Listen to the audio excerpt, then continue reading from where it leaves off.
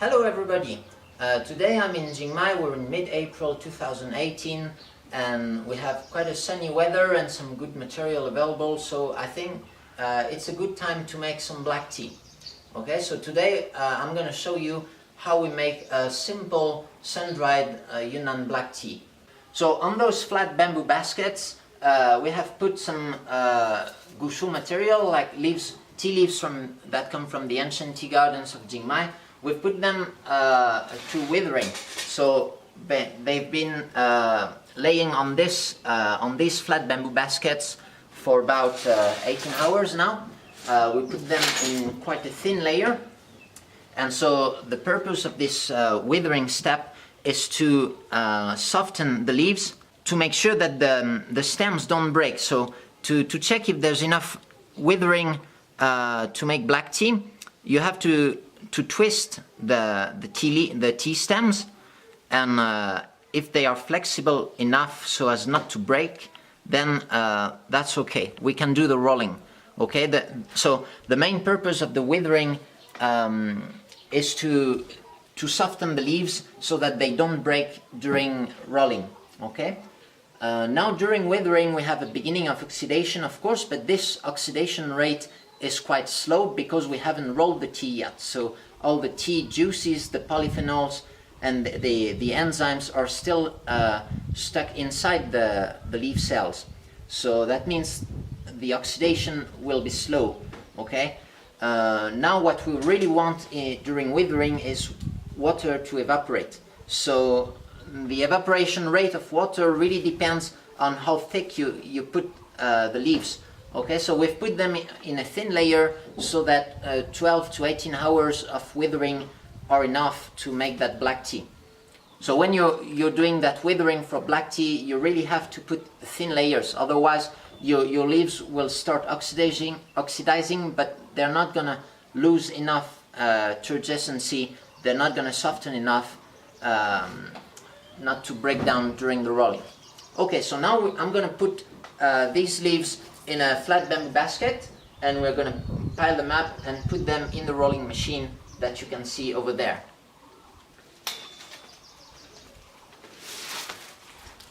So in each batch in the rolling machine, I'm going to put about maybe 10 to 15 kilo of fresh leaves, but of course it really depends on the size of your rolling machine. Here we have a small one.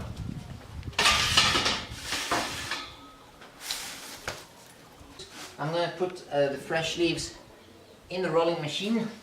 So it's okay to pack them quite tightly, because anyway now they are much more bulky than they will be after rolling. So it's not a problem to press them into the rolling machine. As long as the withering was well done, the leaves are flexible enough not to break. So it's not a problem to apply pressure on them. It's actually the goal, it's actually the purpose of rolling. During rolling, we're going to break down the cells through like a mechanical work. Because let me remind you that for black tea processing, there's no cooking step. So when you make pu'er tea, you break down the cells during the shaqing, when cooking the leaves. Okay. Well, you can think of like cooking vegetables, of course.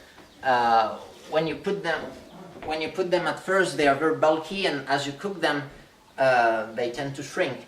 And that's what's going to happen during rolling. Okay, for pu'er tea, it happens during shaqing, and for black tea, it happens during rolling.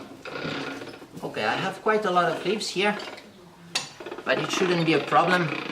Maybe the initial pressure will be quite high. So you can see there's just it's a very simple machine. Now there's just a lid on top. The machine is rotating against some little blades that are shaped on the base of the machine. So the leaves are going to be shuffled inside the box here, and as they are shuffled, they are pressed against the lid, and that's how you get that rolling work. In some places of the world it can also be done by hand, but it's a very long job, and most of the time it's done in a machine, really. And the machine tends to give a more consistent and potentially higher pressure than what you could apply by hand. So the rolling is going to last for about 1 hour, so it's a really long rolling. Let me remind you that for poor tea, rolling lasts only about 4 to 6 minutes, I would say. So here we have a rolling process, but it's totally different purpose and objective, totally different from what we do with rolling in poor tea. So I'm going to start the machine now. Okay, take that basket back here. And so now you can see the machine moving, and at the beginning we don't apply much pressure.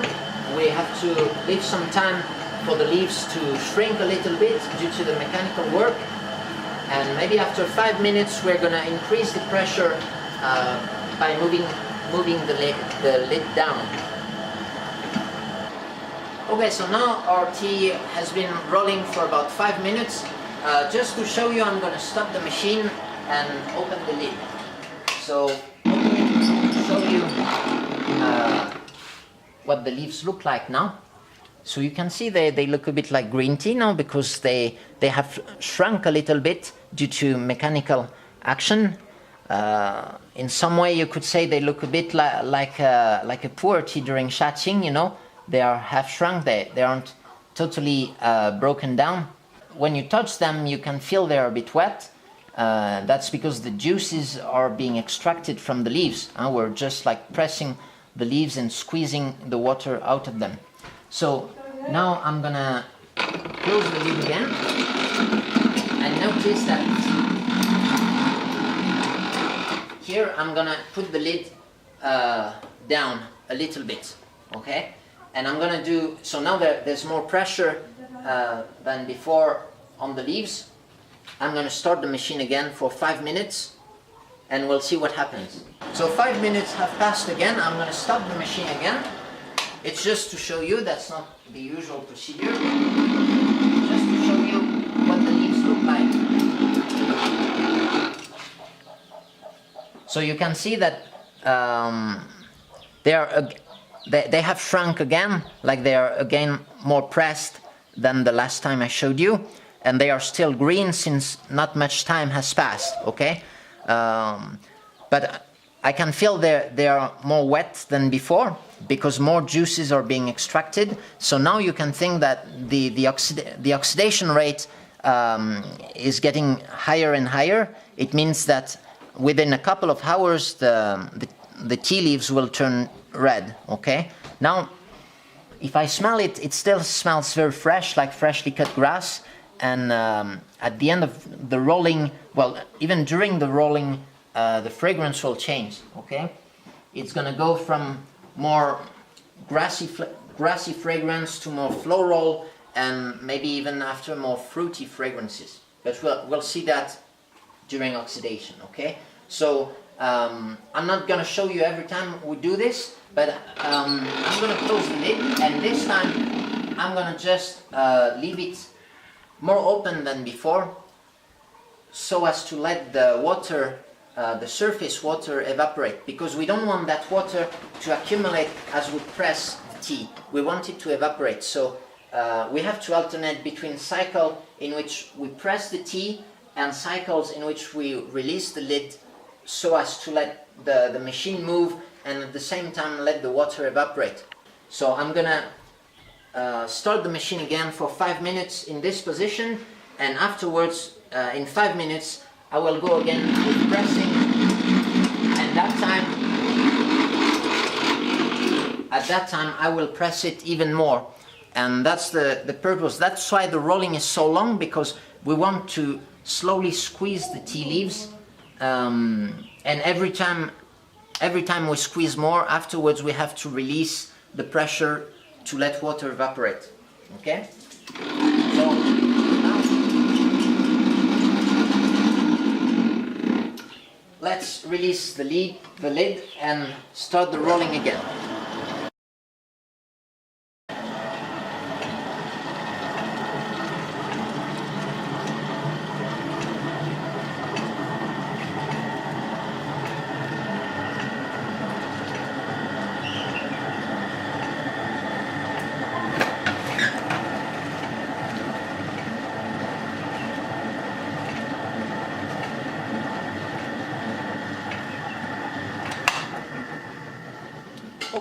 now at the end of our rolling process. After about 1 hour and about 5 cycles of pressing and releasing, of pressing the lid against the leaves and releasing it. So now the tea leaves have a very different shape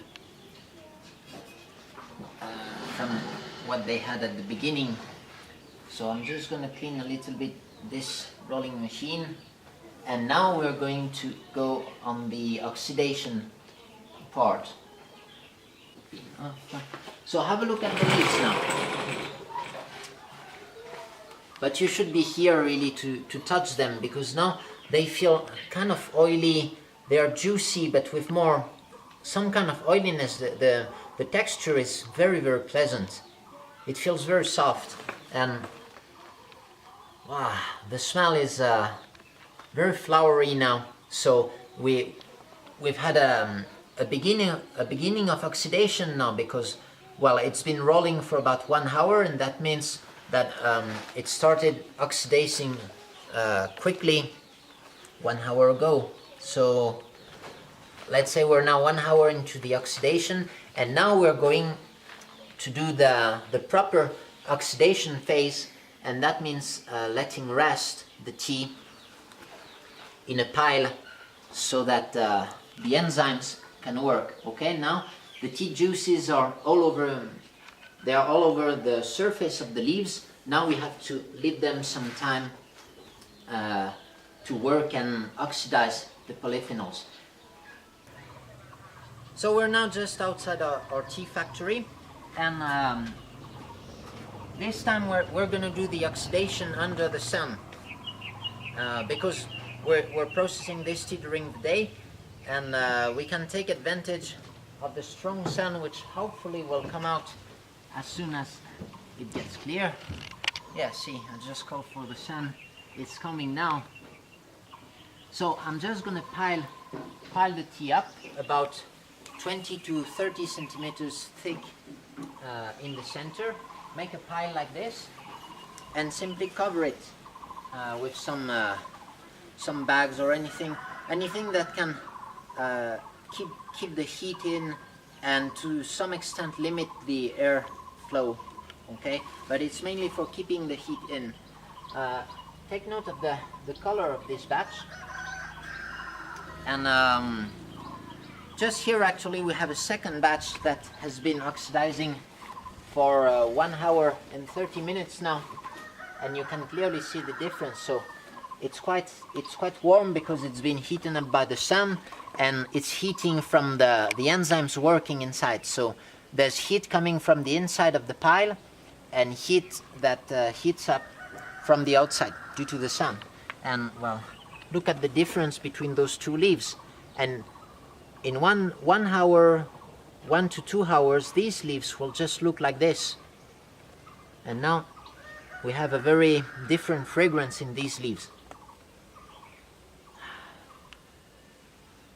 So it starts to look more like a black tea. This one we're gonna let it oxidize for maybe just a little bit more, maybe give it half an hour more, and then we're gonna sun dry it. Okay. Well, sun drying tea, the problem of sun drying compared to drying with hot air is that you have to rely on the time of the day. So most of the time you want to make your tea during the evening, late in the evening, so that it's going to oxidize overnight at low temperature, because it will be at night. You won't have the sun heating it up, so it's going to oxidize over maybe 6 to 8 hours at low temperature, and then you can dry it the next day. That's like the common method. But if you can also make tea during the day, we started making this tea in the morning, and now it's oxidizing. So we use the sun. At higher temperature, the oxidation process goes faster, much faster actually, and I think we'll only need like 3 hours of oxidation. 3 hours of oxidation will be enough at this relatively high temperature. I would say by touching, the temperature inside the pile is about 40 degrees, while at night it would be more like 20 degrees or 15, something like this. So I'm just gonna put those bags here. So of course this is very small scale production. It has nothing to do really with how it's made in most of the world, or in different areas, or even by bigger factories. But today I just want to show you a very low-tech way of making this black tea, and that's typically how smallholder tea farmers make black tea here. Okay, so we're gonna let this tea oxidize for some time, and when it will be ready, we'll go to drying.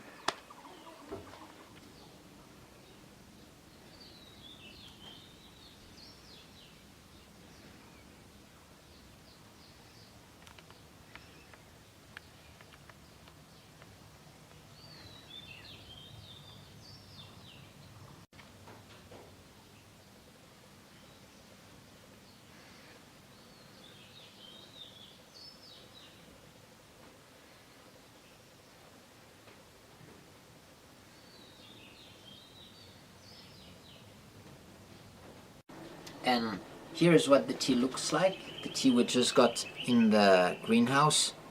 So it's just out of the drying mats. You can see this tea doesn't look very good, like in the way it's not very tippy, okay, because it's gushu material, and especially the material we got yesterday was quite old. Actually, we kind of let the flesh grow old before picking it. So, well, maybe that was due to bad management or something like that. Well, sometimes it's hard to follow the different tea gardens growing and harvesting them at the right time. But it's not a problem to have a slightly coarser leaf grade, because usually it gives a better mouthfeel in the cup, I would say. It's mainly on the aspect, like maybe many people like to have very tippy tea, but if you're really into the taste of tea, you can have very interesting things with slightly coarse things like this. So I'm going to brew just a little bit of that just to test it, try it. Now, since it's just out of the drying mats, it's going to taste very different, very fresh, but very different from what you can get by tasting it after maybe 2 weeks or so. Okay. I know it's recommended to use 90-degree water for brewing black tea, but really in the professional world in Yunnan, when we try black tea, we typically use 100-degree water. I think it's better because you can't hide anything, like maybe the harsher side of the tea will come out, but I think it's better when you're testing tea. Well, typically I use 100-degree. I use boiling water even for black tea. So I'm just gonna rinse, give it a quick rinse. So you can see, since the rolling was very tight, everything comes out even during the rinse. Of course you could say the rinse is optional, but well, yeah, we do it more like a habit. And you know, it's always good because you don't know what can happen during the tea processing. Maybe some dust can accumulate on the tea, maybe during withering, for example. So I think it's always good to rinse the tea. Just give it a quick rinse so that you don't take too much taste out of the tea. So yeah, so we have interesting fragrance in the cup, in the pitcher. We're going to do the first brew. So you see that I brew it Kung Fu style, just like a pu'er tea. Maybe that's a habit from Yunnan. Of course, you can use different ways for brewing different teas. For brewing black tea, you can brew that kind of tea either in a mug or in a large teapot. But typically, I still prefer Kung Fu style to get most out of the tea. So what I can see here is that the tea soup looks quite thick. It looks quite oily. It's kind of sticky. It sticks to the walls of the glass of the pitcher. So I think that's a good sign. Usually it means that you're gonna get good mouthfeel. You can see it's also quite dark, so I would say it's quite a high oxidation degree we have here. Well, I would say medium high. It's not. It could be higher than this, and then the tea soup would be redder. Now you can see it's still quite orange. If it was light oxidation, it would be yellow-orange, like you typically get in like Dansong or Oriental Beauty.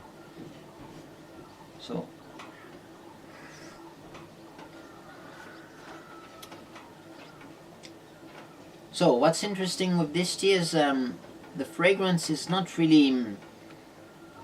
The fragrance is more in the soup, you know, and you get it in the mouth, but you don't get it that much in the nose actually. A little bit like pu'er tea. You know, this kind of sun-dried black tea is more for pu'er tea lovers, I would say, because you still get a good mouthfeel. You get almost similar mouthfeel as to pu'er tea actually, but with more oxidation and more of a black tea personality. But it's a bit in between, I would say, in between pu'er tea and classical black tea. Of course, if you use hot air to dry the tea, then you'd get much more fragrance out of the cup, even straight out of the factory. Usually with Shaiqing, this tea, Shaiqing, like sun-dried black tea is called Shaiqing, okay? Shaiqing has a better aging potential, I would say. So it's not at its best when it's just out of the factory. You should wait for at least a couple of months before being able to really fully enjoy it.